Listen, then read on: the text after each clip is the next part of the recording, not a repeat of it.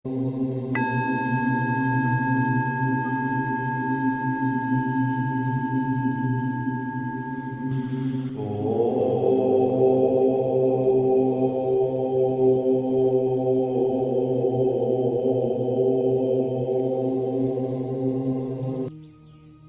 हो सकता है ओम मंत्र का रहस्य?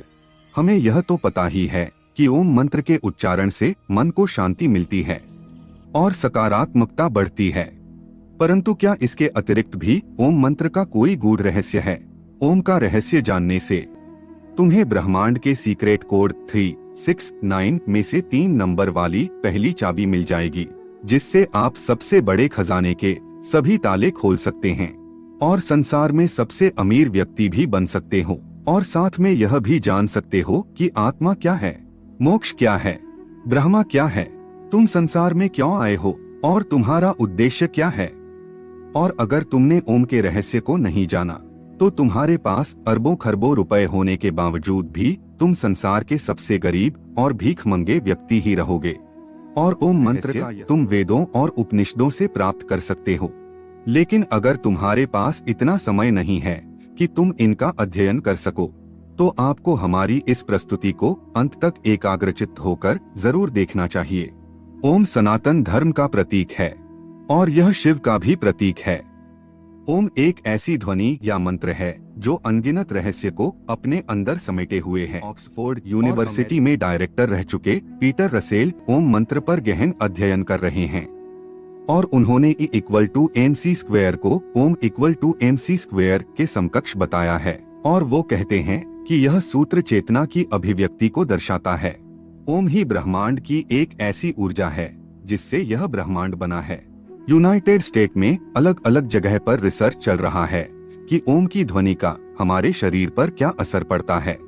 इस रिसर्च में जब अलग अलग ध्वनि को ऊंची आवाज में बजाया जाता है तो हर ध्वनि का असर शांत पड़े पानी पर अलग अलग पड़ता नजर आता है, लेकिन ओम की ध्वनि का असर पानी पर सबसे अलग पड़ता है। रिसर्चर खुद हैरान थे कि ओम की ध्वनि के बजने पर पानी पर ऐसी आकृति बनती है जैसे कि सनातन धर्म में बताए गए श्री यंत्र की आकृति होती है। ओम के सिवा कोई ध्वनि ऐसी आकृति नहीं बनाती थी। रिसर्चर ने बताया कि ओम की ध्वनि बहुमूल्य ज्ञान का खजाना है और जब प्राचीन काल में एक सन्यासी को लगा कि गुप्त मंत्र से बड़े बड़े खजाने के ताले तोड़े जा सकते हैं, तो यह सन्यासी गुप्त मंत्र की तलाश में एक बड़े आश्रम में जाता है। वहाँ के आचार्य से कहता है कि आप मुझे मूल्यवान गुप्त मंत्र दीजिए। तो आचार्य ने कहा कि मैं तुम्हें गुप्त मंत्र तो दूंगा, लेकिन तुम्हें सालों तक यहाँ रहकर सेवा करनी होगी। सन्यासी ने सेवा करते करते सालों बिता दिए। एक दिन सन्यासी आचार्य के पास गया और बोला कि अब तो वह गुप्त मंत्र मुझे दे दीजिए। तो आचार्य ने कहा कि ठीक है, तुम मेरे नजदीक आओ, मैं तुम्हारे कान में वह गुप्त मंत्र कहूंगा। सन्यासी नजदीक गया तो आचार्य ने ओम मंत्र दिया। सन्यासी खुश हो गया, वह वहां से चला गया और ओम का जाप करने लगा, लेकिन कोई धन की प्राप्ति नहीं हुई। तो उसे संदेह हुआ कि आचार्य ने उसके साथ धोखा किया है।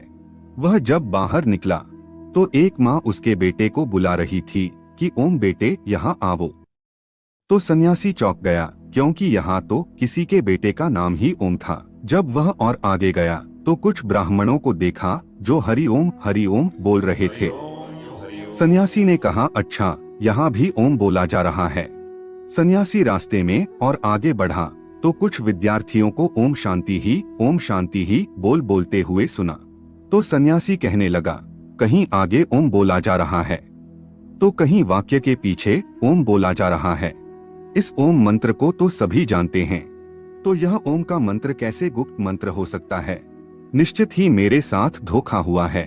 वह अपने आचार्य के पास गया और कहने लगा, आचार्य, आपने मुझे यह कैसा मंत्र दिया है? इसे तो हर कोई जानता है, तो फिर यह कैसे गुप्त मंत्र हो सकता है? आप मुझे कोई दूसरा गुप्त मंत्र दीजिए जिससे मुझे खजाने की प्राप्ति हो। आचार्य बोले, ठीक है, मैं तुम्हें दूसरा गुप्त मंत्र दूंगा, लेकिन तुम्हें मेरा एक काम करना होगा। आचार्य भीतर जाकर एक पत्थर लेकर आए और सन्यासी से बोले, यह लो सन्यासी, इसे बाजार में ले जाओ और इसका मूल्य जानकर आओ। याद रहे, इस पत्थर को बेचना नहीं है। सन्यासी पत्थर को लेकर बाजार में गया और सब्जी वाले को दिखाया।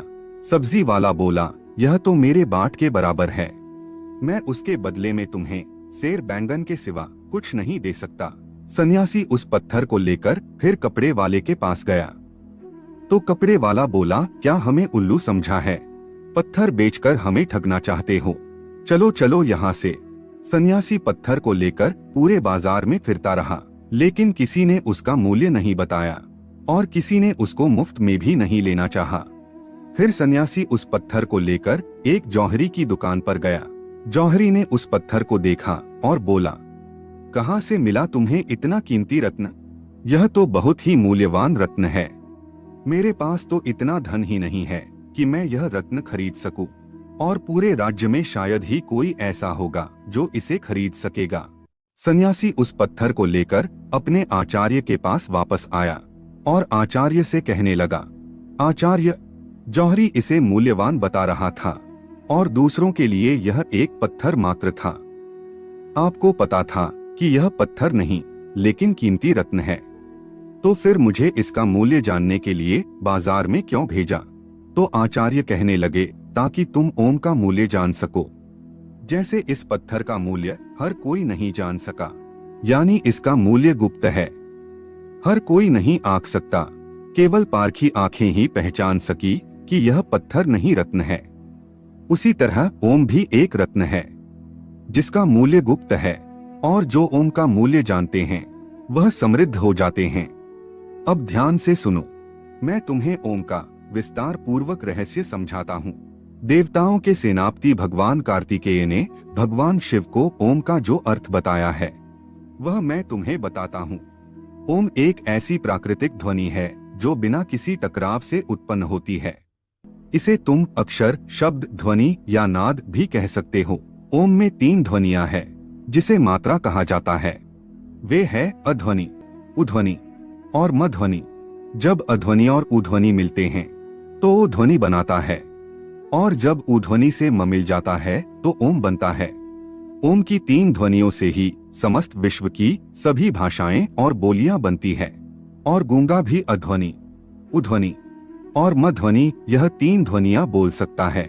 आपकी भाषा कोई भी हो, लेकिन जब आप उच्चारण के लिए मुंह खोलते हैं तो सबसे पहले अकार की ध्वनि ही निकलती है, और जब तुम उच्चारण के अनंतर मुंह बंद करते हो तो ध्वनि ही निकलती है, और जब तुम होठों को पास लाकर मुख को आधा खुला और आधा बंद रखते हो तब उकार की ही ध्वनि सुनाई पड़ती है। इसीलिए सभी भाषाओं की सभी ध्वनियां, फिर वह स्वर हो या व्यंजन, ओंकार के अंतर्गत ही आती हैं। इसलिए ओम विशिष्ट वैश्विक ध्वनि है। ओम ईश्वर का प्रतीक भी है। मांडूक्योपनिषद के अनुसार ओंकार जगत की उत्पत्ति और लय का प्रतीक है। अध्वनि सर्जन को दर्शाती है, उध्वनि सांसारिक प्रपंच को दर्शाती है, और मध्वनि इस समग्र संसार के लय को दर्शाती है। ओंकार आत्मा की 3 अवस्थाओं को भी दर्शाता है। पहली स्थिति है जागृत। इस अवस्था में जीवात्मा अपने स्थूल अंगों और इंद्रियों से भोगों को भोगता है। दूसरी स्थिति है स्वप्न अवस्था। इस अवस्था में जीव अंतः प्रज्ञ होकर जागृत अवस्था में भोगे हुए भोगों को अपने मन के द्वारा अनुभूति करता है। तीसरी अवस्था है सुषुप्ति। इस स्थिति में जीवात्मा आनंदमय ज्ञान स्वरूप हो जाती है और ज्ञान से परमानंद को प्राप्त करती है, और इन तीनों अवस्था के बाद आत्मा ब्रह्मलीन हो जाती है। इस अवस्था में आने के बाद आत्मा अद्वैत शिव ही शिव रह जाती है। अब उसे जीव, जगत और ब्रह्म के भेद का प्रपंच नहीं रहता, और उसे अनाहत नाद ओम सुनाई देता है।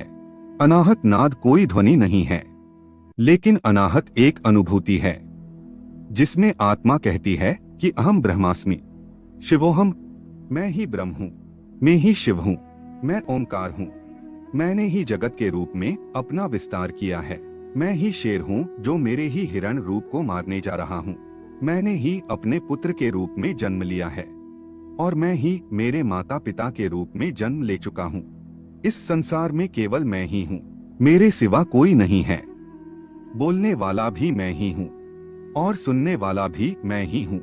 सांप बनकर मैं ही अपने आप को डसने जा रहा हूँ और मैं ही उससे बचने के लिए दौड़ रहा हूँ। इस ओमकार के रहस्य को जान लेने के बाद सोना, चांदी, रुपए, पैसे सब मिट्टी लगने लगता है, क्योंकि यह सब भौतिक पदार्थ वास्तव में मेरा ही स्थूल रूप है। मैं तो इतना अमीर हूँ कि यह घर, यह जमीन, यह पृथ्वी, यह तारामंडल ही नहीं, पूरा ब्रह्मांड ही मेरा है।